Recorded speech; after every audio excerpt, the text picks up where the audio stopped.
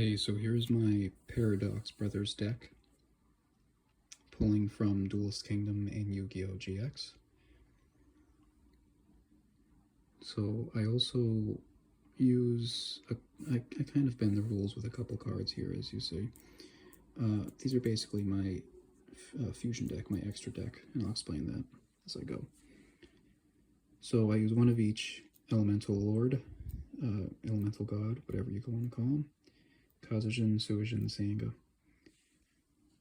from Metal Raiders, because I'm a stickler for the original cards. I also have a pretty cool Bandai Labyrinth tank, which is one of the few cards that actually has the right stats. And Labyrinth tank in the original was a vanilla monster. So that's what I do. It's just a 7-star monster to me. I use a Shadow Ghoul. So the way the OCG worked out in TCG was that there's no real way to play. How do I say it? That duel was pretty much nonsense. It's kind of fun in terms of a RPG kind of style, because Takahashi Sensei, that's what he really enjoyed, creating games. And so the Labyrinth duel, I think, was pretty fun for him to make. So again, in the show, Labyrinth Wall, one of the brothers played this in attack mode, and it created the Labyrinth. And so, therefore, its own rules.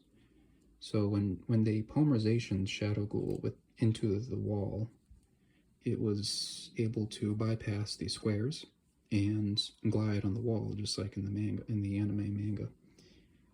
So anyway, I use one Shadow Ghoul, and it actually can go up to 1900 or even 2200 pretty quickly. There's a reason why. I use Dungeon Worm. This is an original. I use Monster Tamer, and they actually have the same stats. I just think that, yeah, Dungeon Worm has 100 less defense points. Labyrinth Wall is actually an MVP in this deck, because you can Soul Exchange and sacrifice it for this set card, and they can't really get over it for a while. And it's kind of funny, someone I know, actually, the person I played some duels with on this channel, actually said, well, what if Black Skull Dragon just attacked the walls of the labyrinth, like the Labyrinth Wall itself? Wouldn't that have been funny? Because it has 3,200 attack points, and this thing's defense is 3,000. Although he played it in attack mode, which is kind of strange. So I don't know. It's fun to think about. But I bet Takahashi Sensei was not thinking about that at the time. I use 3 Kyla Seahorse because it's a beater, and this deck is heavy on tribute monsters. I did have 3 Mother Grizzlies in here and another Unshaven Angler for Suijin, but I said, that's a lot of stuff. I'd rather just use a few spells that might, do similar things. But you have to weigh it, because 3 Mother Grizzlies, if you hit one of the 3, which is a good chance to get it, higher than individual spells that do similar things, you can have a defense wall for 2 turns if you draw 1 Mother Grizzly on turn 1. But then if you draw 2 Mother Grizzlies on turn 1, it's kind of unfortunate. But you can also search for Sinister if you have Mother Grizzly. Whirlwind Prodigy, again, that's the wind version. I use 1 Jiraigumo.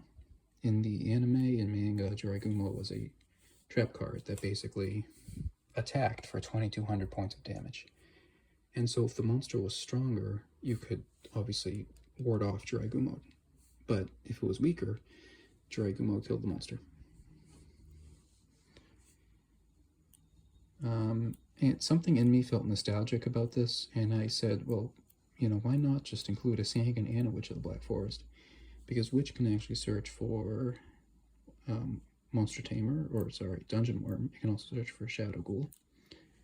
You can search for Jiraigumo and whatever else, the weak monsters. But Sangan can actually search for Whirlwind and Unshaven Angler. You can also search for Labyrinth Wall. And this deck is more so like a GOAT deck. with a lot of staples, and I purposely did it this way because, again, you can totally draw at max 3 out of 6 cards to be tribute monsters in your opening hand, and then you're stuck. So, whatever.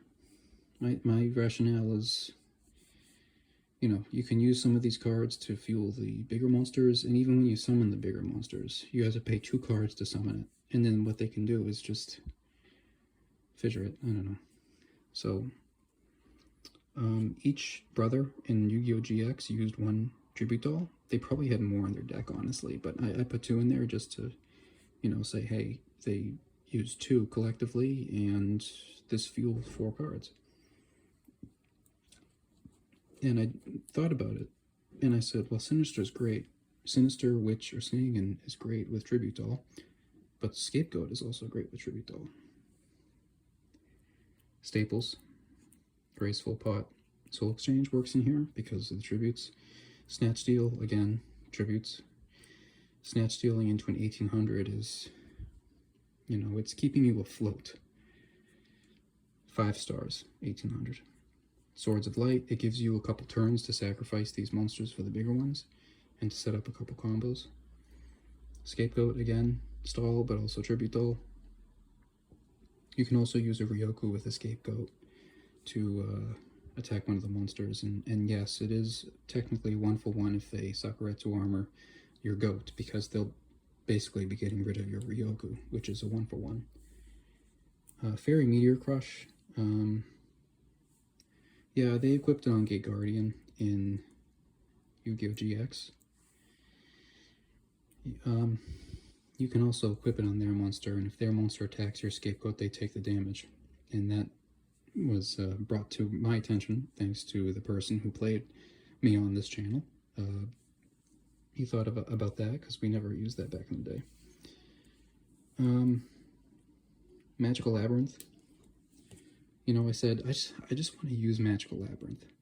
So what you can do with this is, after you Painful Choice, and you dump, Labyrinth Wall, Labyrinth Tank, these 2 tribute monsters, and maybe something else, or a Sinister, you can Soul Resurrection, which is a Call the Haunted for normals, but it goes in defense mode that turn.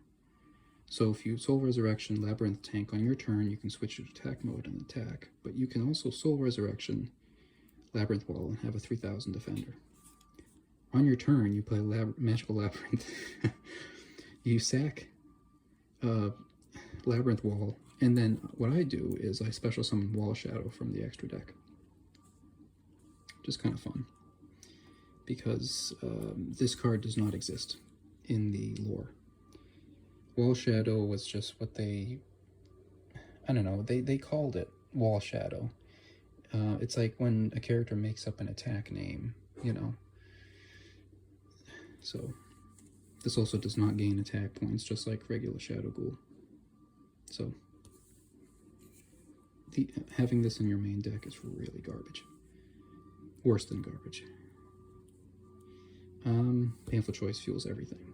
I was debating back and forth about Painful Choice. Is it too good? Is it too, too much? Does it give an unfair advantage? Because if you mill 5 crap monsters, then you're going to draw your good spell and traps really quickly. Again, you can use Painful Choice for other other ends. You can select 5 good spells that you want to activate that turn, and boom, there you go. You can also use Magician of Faith with this to get rid of some junk, just if there's a card you really need. And you want to time it as well, because Magician of Faith can return spells. Here's another mind-blowing thing. If you dump Pot of Greed with Painful Choice, set Magician of Faith, get that Pot of Greed back, and then you're good to go. Pretty neat, right? Yeah, this is years of experience. I didn't get to where I was for nothing. Doing nothing, So, anyway. Bomb's Trap Hole, same thing, DOS Tornado. I did originally have an Ultimate Offering in this deck, because if you set Ultimate Offering and you summon one of these 3, And on their battle phase, you bait them into attacking you, and then you sacrifice to some of the elemental lords, and then boom.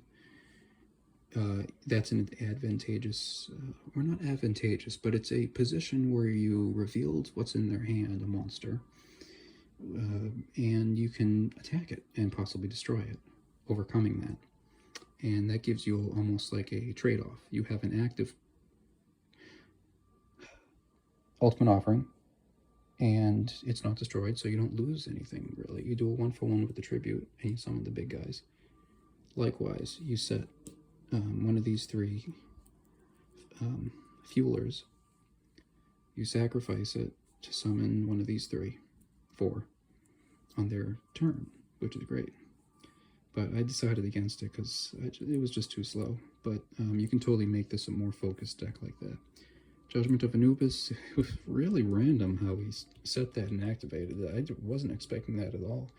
And it's really funny how this card only works against 2 cards in the game at the time. Actually, Gnome of Extermination would have been a 3rd. But, yeah, Cyrus activated Space Typhoon, which is, like, obviously the perfect thing to play this against. Call the Hunted, Soul Resurrection.